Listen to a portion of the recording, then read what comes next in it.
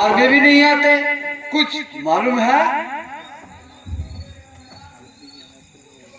कुछ समझ में नहीं आता।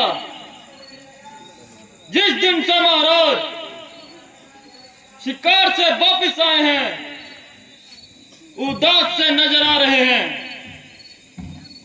ना चेहरे पे वो रौनक है, ना वो पहली सी रंगत है, ना वो पहली सी मोहब्बत है, ना ही वो पहली सी उल्फत है।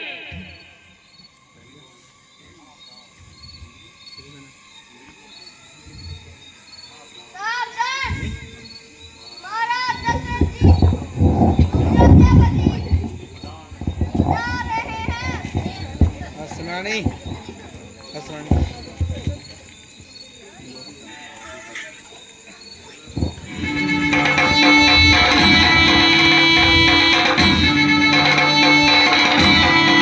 महाराज की जय हो, महाराज की जय हो, महाराज की जय हो, महाराज की जय हो, महाराज की जय हो।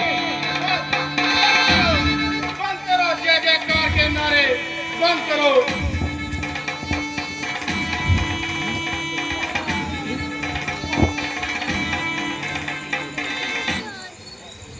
दशरथ मर चुका है, जिसकी जय जयकार के नारे लगाए गए।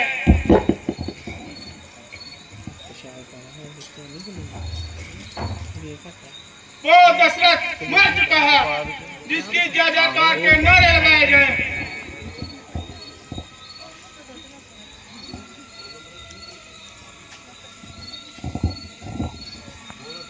आज दशरथ इस काबिल नहीं रहा कि उसकी जय जयकार के नारे लगाए गए।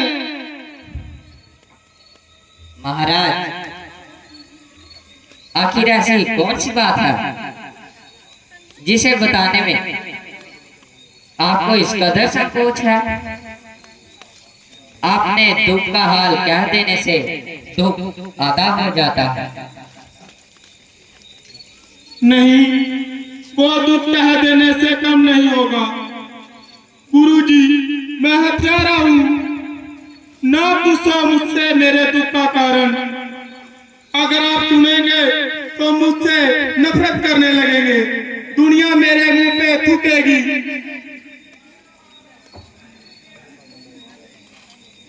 आखिर आपने ऐसा कौन सा पाप किया है, कौन सा अपराध किया है?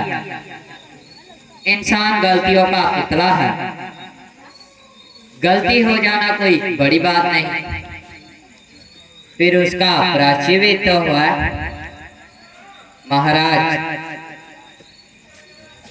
बाज औकात भूली आई में भलाई होती है। जो ईश्वर की इच्छा हो वही होता है। इसलिए जल्दी कहें, क्या बात है?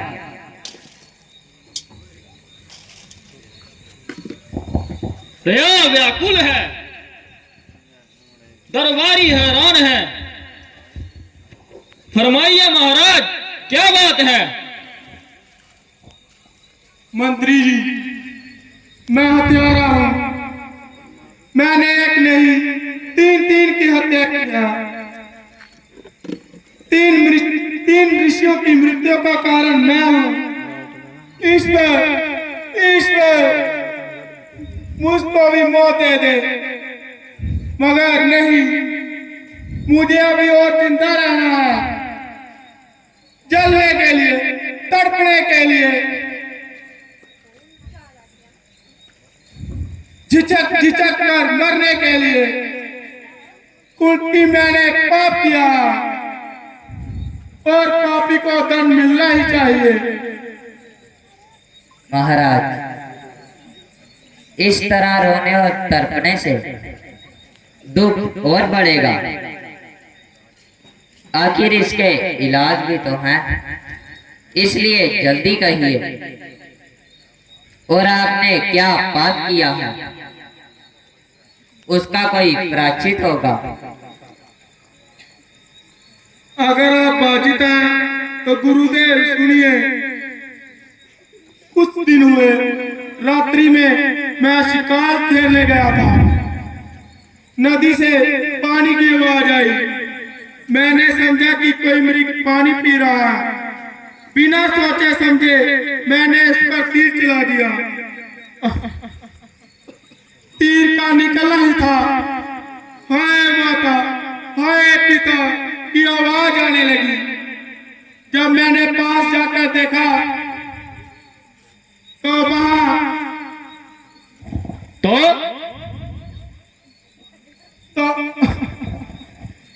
मुख से नहीं निकलता। पितृ भक्ति का अवतार श्रवण कुमार तड़प रहा है। उसने मरती दफा बस इतना ही कहा कि थोड़ी ही दूरी पर मेरे अंधे माता पिता, उनको जल पिला दो। और उसके बाद उसने प्राण त्याग दिए। जब मैं उनके माता पिता को जल पिलाने गया तो उन्होंने कहा,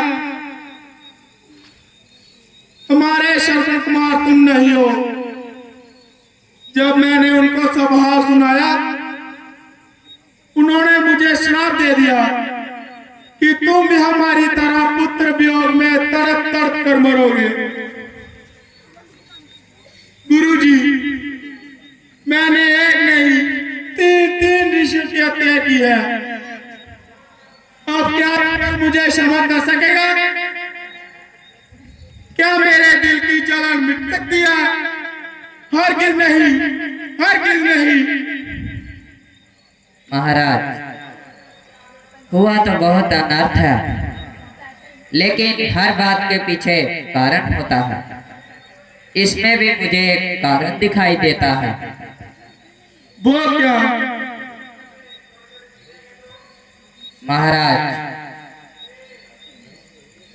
श्रवण कुमार के अंधे पिता का श्राप कभी व्यर्थ नहीं जाता। इसलिए आपके घर औलाद जरूर होगी, जिसके लिए आप बरसों से तड़प रहे हैं। बाकी प्राप का प्राचित जरूर होना चाहिए, ताकि दिल को शांति मिले।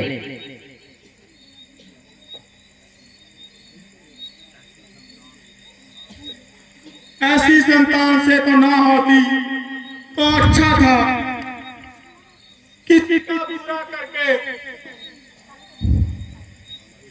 अपना भला मांगने वाला इंसान कभी नहीं रह सकता। प्राचित, मैं जान देकर इसका प्राचित करूंगा। बताइए गुरुदेव, बताइए, मैं इसका प्राचित किस तरह करूं? महाराज, यज्ञ करने से विश्व का कल्याण होता है। आपका भी जरूर होगा। तो फौरन महाराज का प्रबंध किया जाए, ताकि दिल को शांति मिले। ऐसा यज्ञ करवाने को तो सिर्फ श्री ऋषि ही करवा सकते हैं। आप उनको बुलवाइए। अगर वो आ गए, आपका यज्ञ जरूर संपन्न होगा। मैं स्वयं नंगे पांव उनके पास जाऊंगा। आप सब भी मेरे साथ चलिए। जिस तरह होगा उन्हें जहां लाके रहूंगा।